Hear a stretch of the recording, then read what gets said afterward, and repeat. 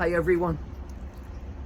It's with a truly heavy heart and a heart that feels the pain of where I am standing today.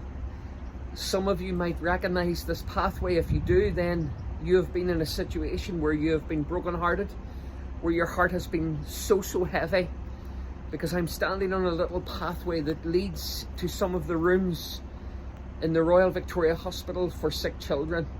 Behind some of these windows, parents walk this pathway just to look through the windows at their sons and at their daughters. And really, I've been contacted this morning by many families that are in behind these walls. And the families are not against the health service. In fact, they all spoke so highly of the nurses and the doctors and the care that they have received in here. But they are so brokenhearted because they're making a plea, and I am making the plea on behalf of them in this hospital to Mr. Swann, the Health Minister, to Mrs. Arlene Foster, the First Minister, to Mrs. Michelle O'Neill, the Deputy First Minister. And I am making a plea on behalf of the families that are here, that walk this pathway just to look through a window at their sons and at their daughters, and they cannot get in to see them. Only one member of a family is allowed in. And I want to just share with you one of the stories, just one of the stories that has been shared with me this morning. A little boy lies in here, 1-year-old boy with a tumour, facing very severe chemotherapy, and all that he wants is his mummy to stay with him. And when she leaves the room, he is devastated, completely devastated. But he also wants to see his dad, but he wants to see them together as a family. He doesn't understand the rules. He doesn't understand the restrictions.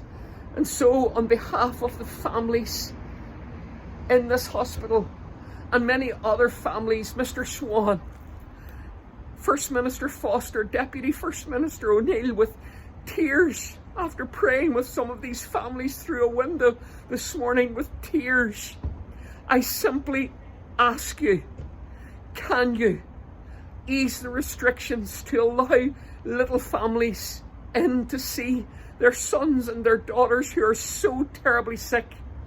And I want to stress this. This is not a video to get at the health service.